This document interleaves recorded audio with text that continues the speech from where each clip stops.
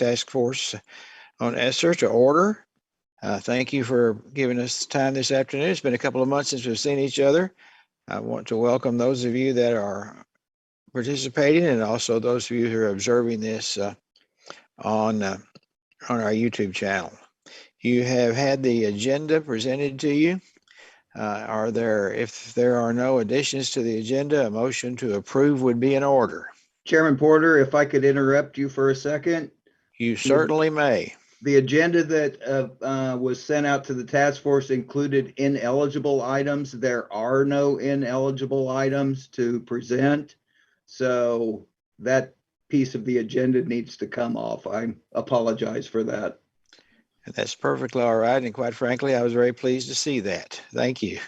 With the exception, with the removal of the ineligible item statement, is there a motion to approve the agenda? I so move, Chairman Porter, Okay. and this is Bert Lewis. Okay, Bert makes that motion, and you scratched your head, Melissa. Is that a second? Absolutely. Thank you so much. All in favor, please raise your hand. All opposed? Seeing no opposed. At this point, a motion would be in order to approve. And are there additions or corrections to the December 10th minutes? If not, a motion would be in order to approve.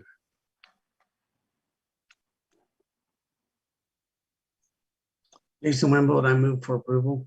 And Nick, is that a second? Okay. Jason and Nick. All in favor, please raise your hand. All opposed? Motion carries. And Doug, it's all yours.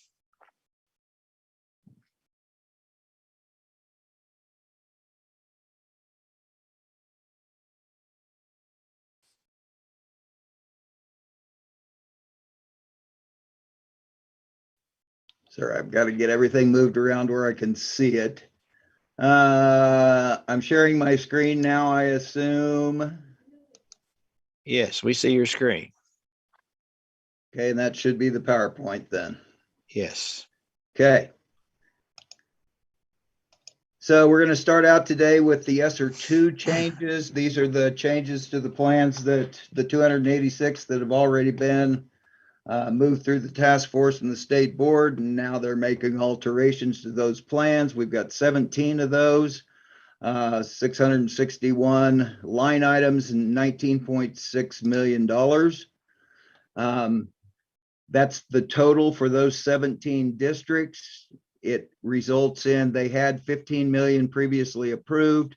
So this is an additional 4.6 million added to those plans, plus the things that they have moved around. Most of these plans, where you see 0 on eligible net change, it's just they've moved some items around to make room for others. Some things came in under cost, or they decided that they need more of one thing than they had originally picked. The ones that have changes, most of those are bringing up, using up the rest of their Sr2 dollars. I think there's a couple in here that don't quite do it, but they get pretty close. So you can see Mineola, Girard, Derby, and West Franklin. Girard's using up the rest of theirs. The rest are just moving things around. We worked with West Franklin, moving some items between ESSERs 2 and 3 to kind of help them meet some of those requirements for ESSER 3. So just changing some items around. Ottawa, Oskaloosa, and Perry, once again, using up pretty much the rest of theirs. Perry comes within $3,000 of using up their total allocation with what they've added to this, but including premium pay, different positions, etc. Goodland's an interesting one because it results in $81,000 less, and that is because they had an HVAC project that you all had approved for ESSER 2.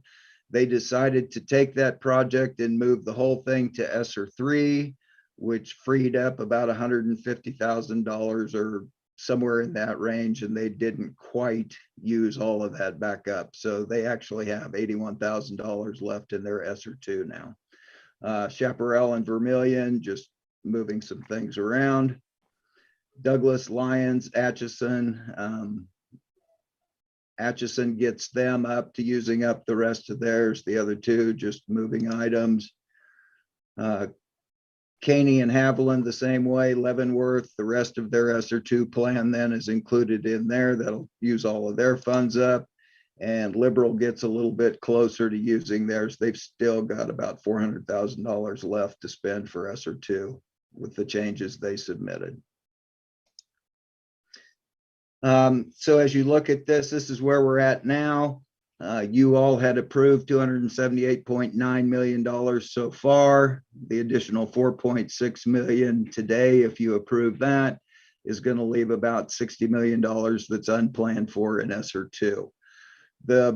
For those of you that like to do math, you will notice that the bars on the bottom do not add up to the same figures at the top. The reason for that is because when some of these changes have come in, the districts did not remove the old item when they added the new one. So we actually have a little bit of duplication in there that we haven't quite figured out how to easily pull it out of there. So the numbers don't add up exactly, but they're pretty close.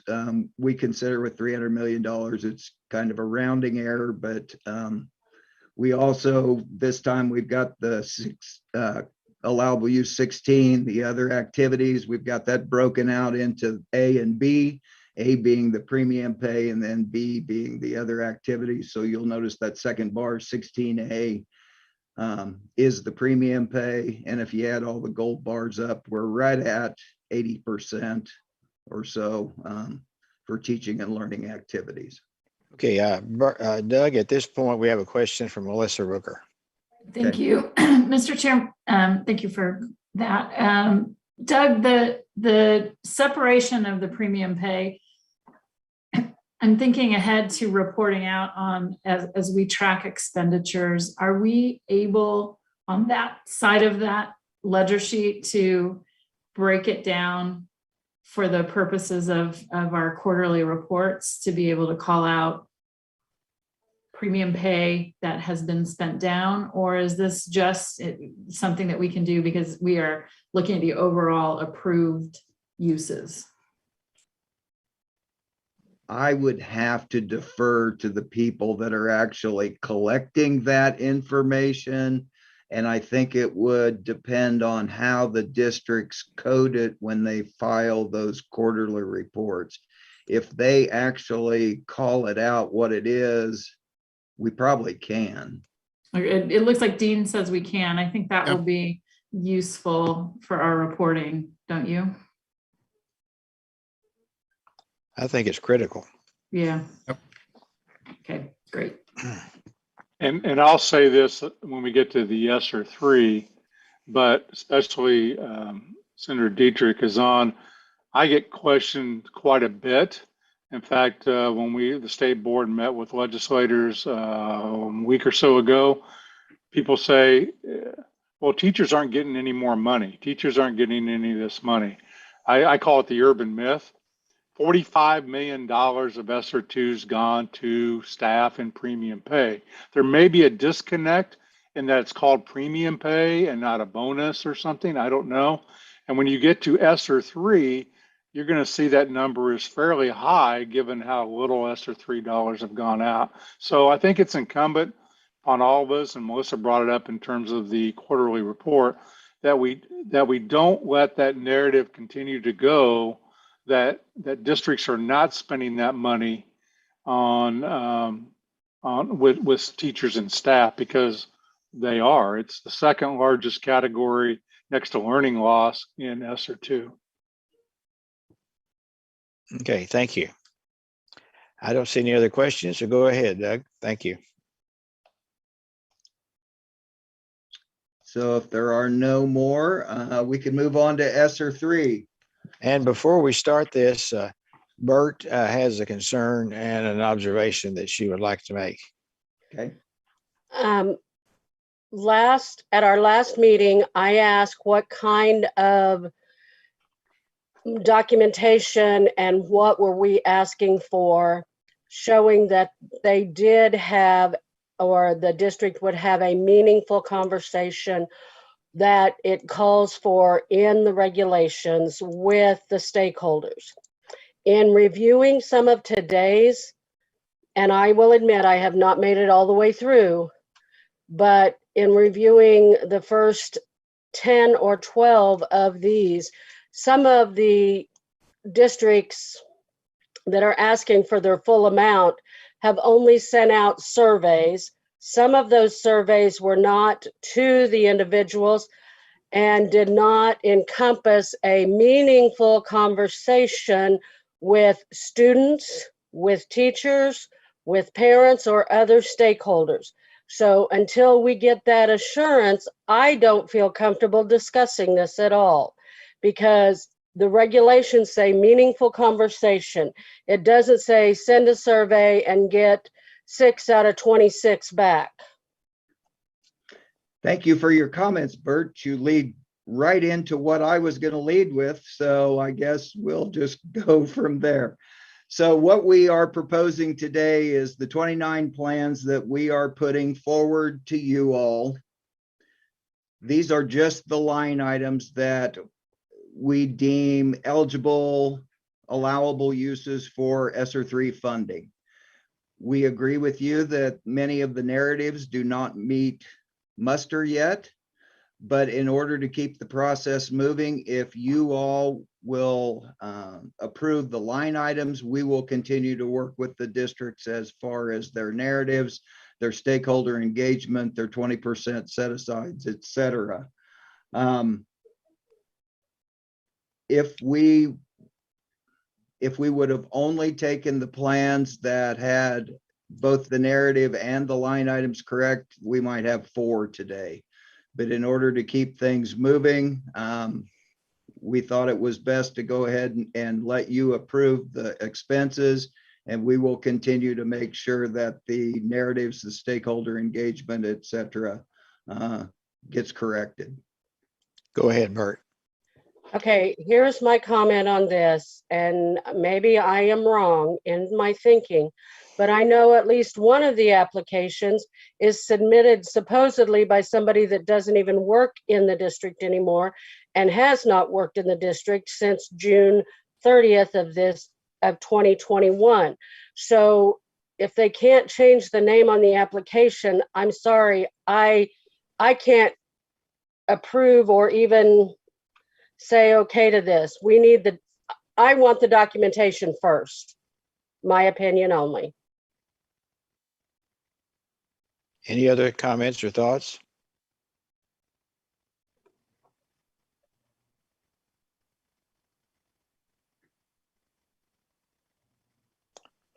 Seeing none, let's go ahead with the discussion. Doug? Okay, and so then to go along with that, our team met with several of these districts, about a dozen of them, I think it was, got some feedback from them, talked to them about the obstacles they felt they were having, engaging stakeholders.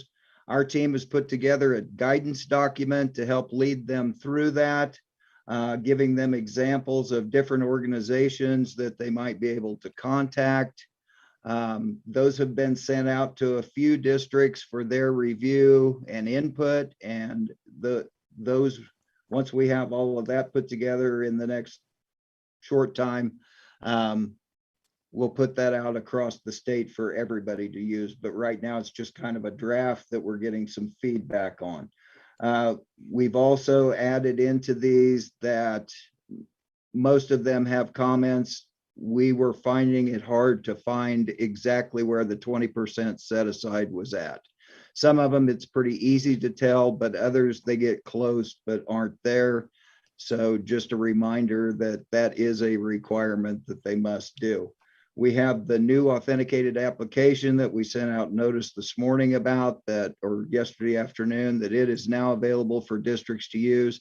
And in that, they can actually designate in the line items exactly what they consider to be the part of the 20% set aside for learning loss. Commissioner. Chairman, I kind of want to come back to Bert's comments, because I think this is the struggle our team has had. Bert, superintendent. So ESSER 3, as you know, has a whole new set of requirements. It has requirements of, as Bert's pointed out, you've got to do a really comprehensive look at your stakeholders. You've got to engage people that you may not even think are in your community. And you've got a 20% learning loss, just to name those two big ones. Superintendents are really pushing us hard, saying, you know, you don't trust us. You got way too many requirements on this. You're slowing this down. This should not be there. So our team, Bert, right or wrong, not saying which one's right, is trying to balance those, saying, you know, can we get some of this money out the door and still hold true to the law? But I just wanted everyone to be aware that there is, and Doug can attest to this, there's not probably a week that goes by we're not criticized for getting ESSER 3 out faster, and that some of these things are onerous and other states aren't doing them. Now we have answers to that. One of those is no other states distributing ESSER 3, so that would be one. So you can't compare that. But I just wanted everyone to be aware of what's being said. So thank you. Okay, Bert.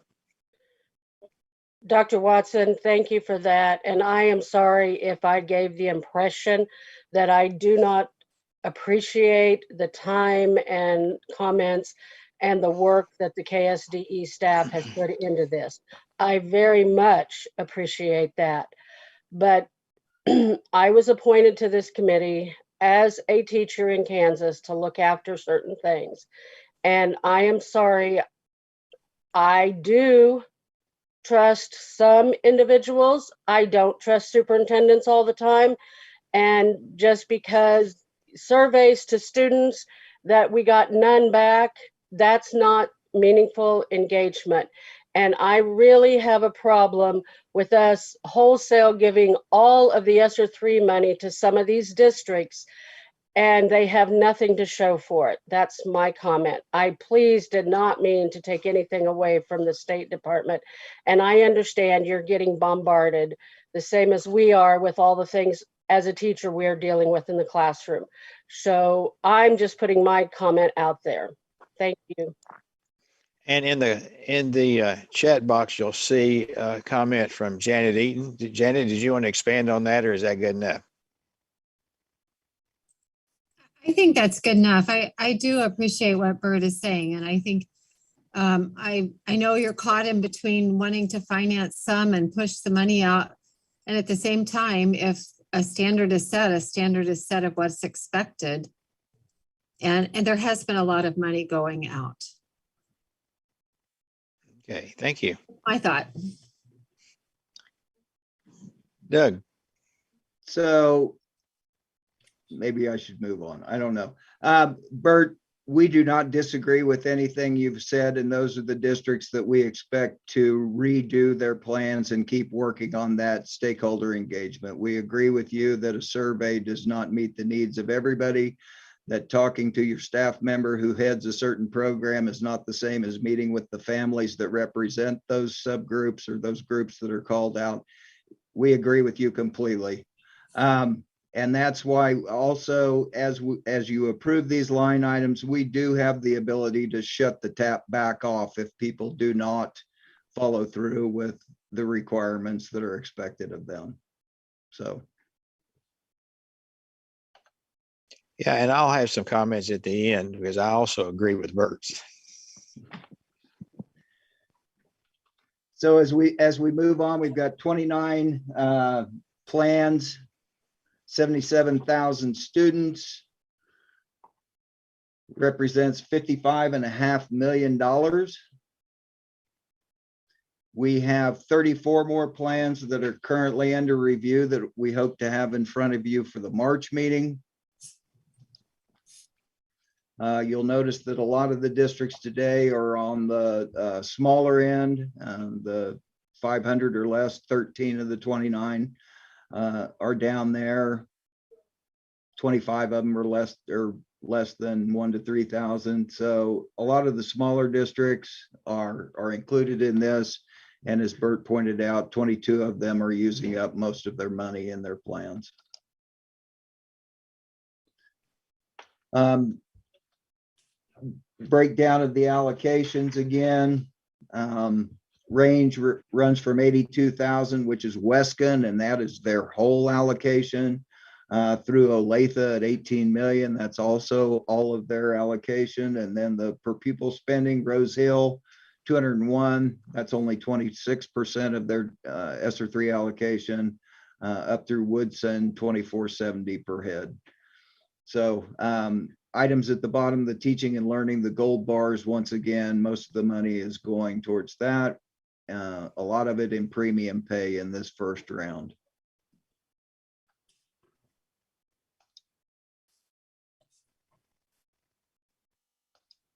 Moving ahead. And so basically, since this is the first group of ESSER 3, this graph tells you pretty much the same thing, just in a little different format. Here you can see 20 million of a very small part of that 700 and some million dollars went to premium pay. So you put those two things together, $65 million has been proposed or has been spent on premium pay. And I look for that number to go up significantly as ESSER 3 dollars are approved in the future. So again, I think it's important for us to make sure that we do say that. Now, that doesn't mean that any one school district or an isolated school district may not have used premium pay, but overall, it's a large amount of money going out to staff in Kansas.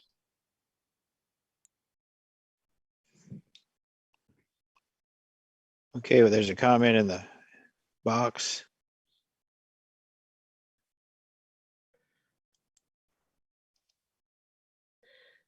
It's my comment, and yes, I'm being very vocal today, but most of what Olathe is asking for in their 18 million, they say has already been paid out in premium pay. So where are they putting this money?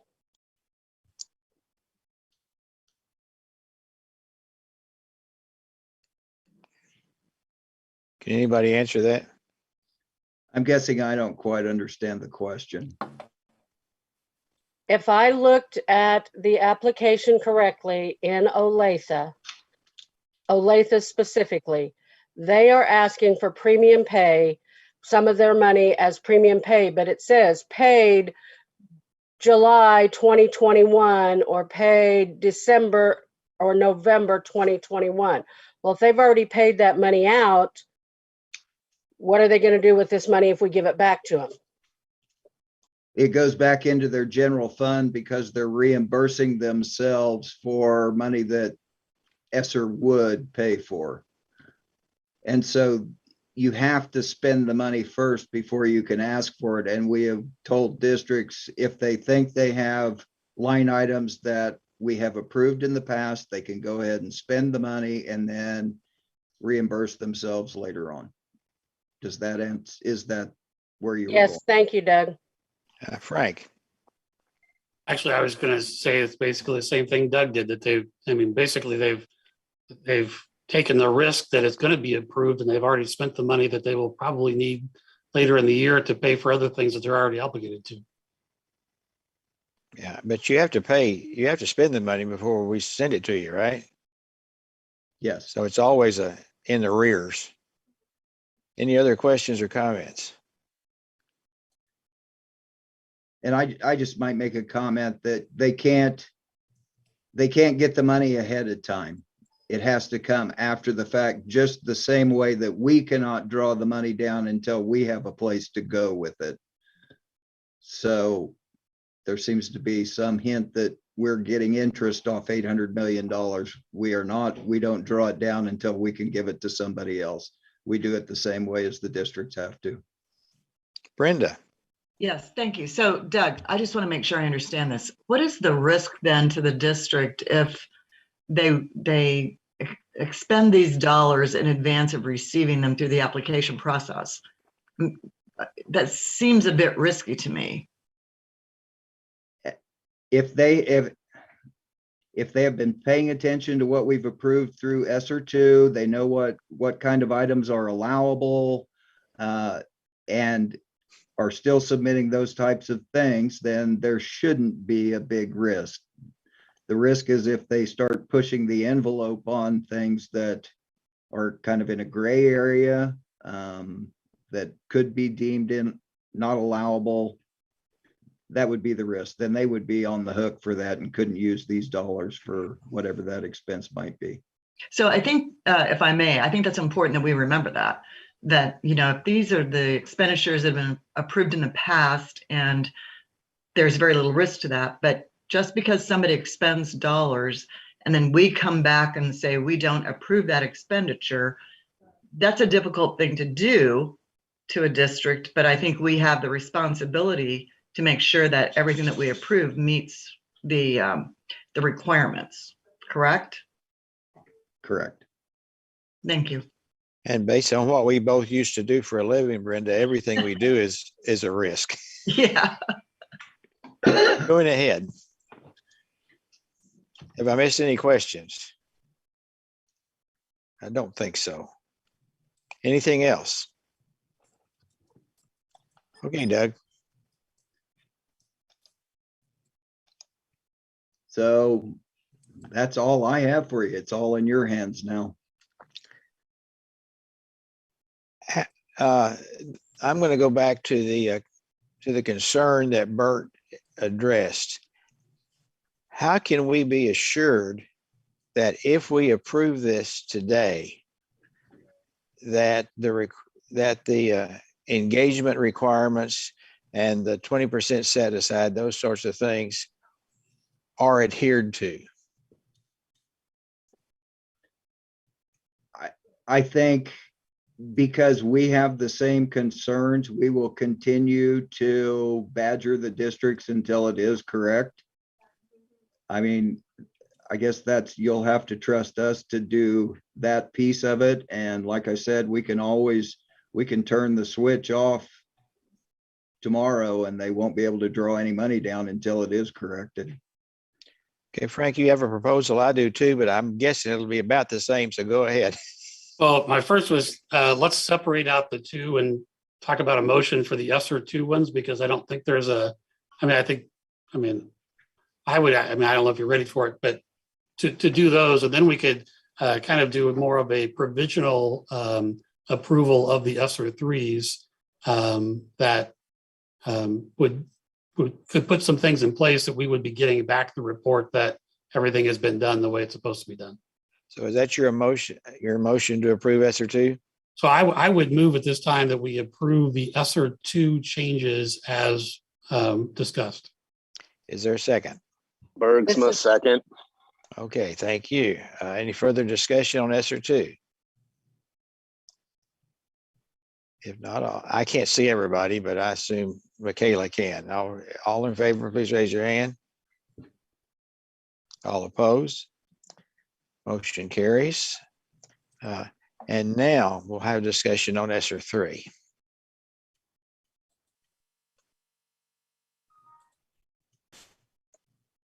I have a grave, this is Bert again, and I have a grave concern about carte blanching, allowing all of it to go through.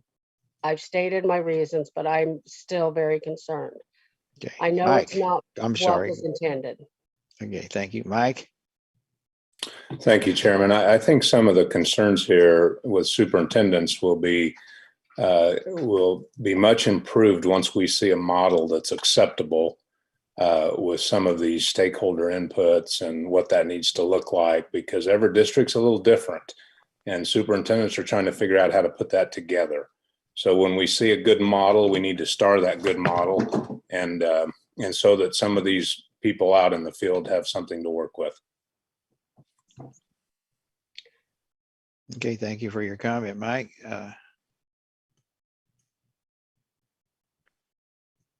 Any other comments? I have a comment. Okay, I just lost everything, so I can still hear everything, but I've just lost everything. So So is it possible that we can make the funds for the not the surveys, but the what we've been talking about, conditional upon approval of staff, and then once those are approved, then the funds go out? You mean approval of KSDE staff? Yeah. Comments? I don't see any reason why we couldn't do that. Would that in any way address your concerns, Bert? It would in some ways, yes. But if looking through some of them have some of the plans that we already are looking at, going a deep dive, they have talked to individuals. They have commented on those. They have done what is right. I have, and like I said, I have not made it through all 634 pages of this. I'm sorry. I appreciate everything KSDE does, but you know, I've had approximately 34 hours with the information. So I have not made it all the way through. Some of them have had conversations with student council groups. Some of them have had conversations with 4-H groups, with community members, with organizations like Kiwanis and Rotary. Others haven't even tried, or they send an 11-question survey to everybody, the same one. I don't agree with that. Do you have a, I don't want to put you on the spot, Doug, Tate, Dean. Do you have any recommendations to address these concerns before the money goes out? Or Randy, anybody? I would say that if you all approved the line items, the expenditures, that we did not make the funds available until we had a completed plan. That way, once we had the narrative taken care of, we could go ahead and release the money as soon as that happened, if you want us to make that call. But if you want them to come back to you, then I don't have a solution. I'm comfortable with that, but I'm just one vote. So go ahead, Tate. I'd like to add a little bit to what Bert was talking about there. Like she said, there are some that have, because some of our districts have resubmitted the stakeholder, as well as we have some that have resubmitted since the pre-read went out. So we have 1 or 2 more that we are working with. So there would be a handful that have met the stakeholder engagement at this point. And like Mike was asking earlier, some of those we would be able to put out even better examples of things we've approved at that point as well. Okay, thank you, Frank.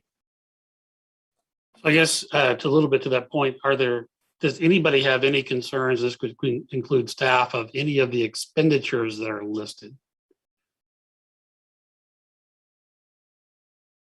Because I didn't make it through all 644 pages either way. So I mean, but as glancing through it, most of the things in there look like things that had all been approved in ESSER 2. So I guess my question, Doug, was there anything in here that was significantly different than what would have already been approved in ESSER 2 that you can remember? No, there's nothing new. And our reviewers have gone through it in our secondary review. The line items we've gone through twice, the same process as with ESSER 2. So we feel comfortable about those.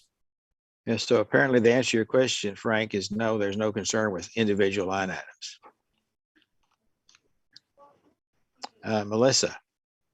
So if I'm understanding this, we would give conditional approval in a motion today pending certain actions that get taken at the district to go back and make sure they have engaged their stakeholders in a meaningful way. And the same sort of change order process could take place if that feedback process results in different choices being expressed by those stakeholders.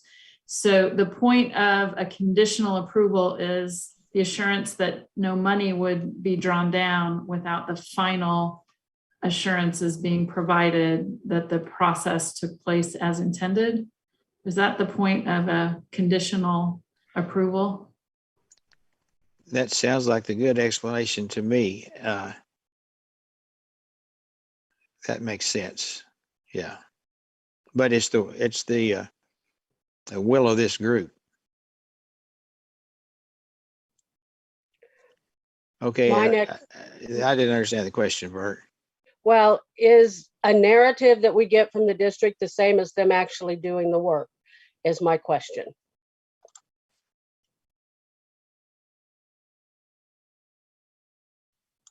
I just can't type.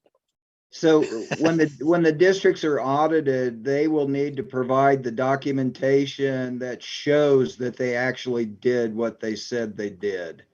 So the surveys, the phone calls, the contacts that were made, the emails that were sent, et cetera, it falls back on the district to be able to show that they actually did what they said they were going to do. Okay, Frank. I think that's right, Dean. But that audit, that's a federal audit that comes after the fact. KSDE staff is not auditing the narratives at this point. We're trusting that the narratives are accurate and that they did what they said they were doing. We don't really have any way to know that, but if there is a federal audit, they could end up having to pay the money back. And this, I'll add on to that, Frank. This requirement for ESSER 3 is part of that, it being unique and new from the ESSER 1 and ESSER 2, is that the expectations from the federal government in terms of how it's reported and how it's overseen is a little bit different as well. So there's there's the auditing component, but one of the things that's different about this is that all of our districts will be reporting all of this information directly. Well, they'll report it to us, but then we transmit it directly to the U.S. Department of Education. So there's a higher degree of oversight than they're probably accustomed to. So if they haven't done the legwork ahead of time and actually done this, if they're just paying lip service, it may become as a surprise to them that there will be consequences. Thank you, Dean. Anything else? I think Senator Petty had a question, Mr. Porter. Okay, Senator. Well, I think this is a very good conversation that we've been having. I'm concerned that that there aren't delays for once we have these applications for the money going out, because I'm concerned that some are using this as a political ploy to say that the State Board of Education isn't moving ahead on approving these applications. And so I think we have to be concerned about that and aware that that's a reality.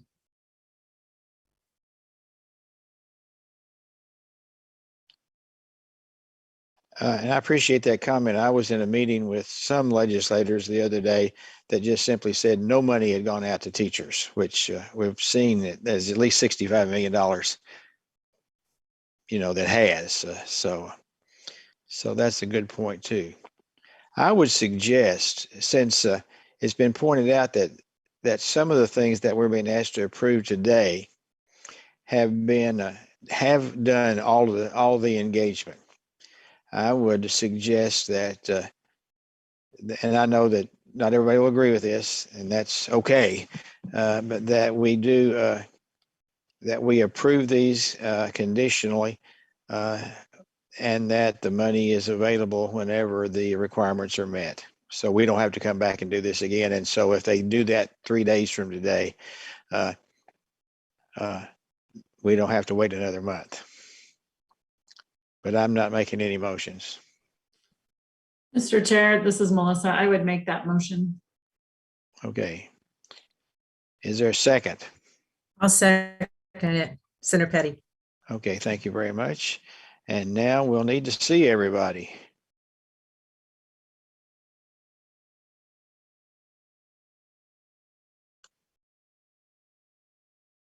Let me fix mine. Does everybody understand the motion? Brad, is that a question or are you voting? Okay, all in favor, please raise your hand. Opposed?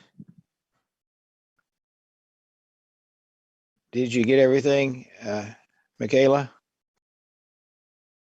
Yes, I did. Thank you. Okay, thank you very much. The motion then passed. Anything else? Doug, Tate? We are at the end of our presentation unless Tate wants to add something. Yeah, I just kind of want to know from the task force, because similar to what Bert said, we'll have a few that we will be saying the stakeholder engagement meets the standard.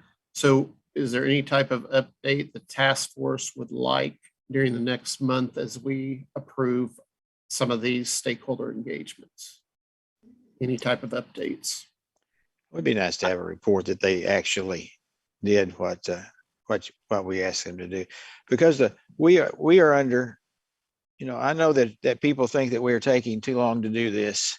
We're under a tremendous amount of scrutiny, not as Senator Petty indicated, not just here. I mean, not just at the federal level, but at the state level. And we need to make sure that this is done, that the money is spent where it's supposed to be. And that's going to create some delay here and there. But the scrutiny is tremendous, and we have to make sure that we do it right. And I appreciate the work that's everybody's being done. And I appreciate the fact that this is being taken seriously. Jason, do you have a comment? Or did I miss that? I think Frank was ahead of me. Okay, Frank, yeah. I just, if we could have a report on kind of what Mike was talking about, kind of a standardized, what is the norm for what we expect the districts to do, then we could, I think be a little bit more at ease of what is going on and how the funds are being allocated. Yeah. So Tate, I was wondering if on one of those early slides, when you talk about how many have put in their application, you could just add something in there that says line items approved pending pending application completion or whatever that is, so that we know that of the, what were there, 29 today or whatever that is, that we know that 20 out of the 29 are done and moving on, and 9 of them are still waiting to finish doing their work. Okay, there's a question from Lisa in the chat box. Yeah, we would definitely update the narratives once they're available. Right now, how people do that is we unsubmit their narratives for them in the Common App, and they go in and fix them. It'll be the same thing through authenticated applications, and our staff will put out the new PDFs with those once we approve them. And Okay, Brad, talk about the guidance document and best practices. We have that in draft, so we can start to share that. We've reached out to some tribes as well, so we've got good information, and we can start adding, as we've seen stuff come back from the field, some more examples on that, and we can get that out here shortly. Thank you. When's our next meeting?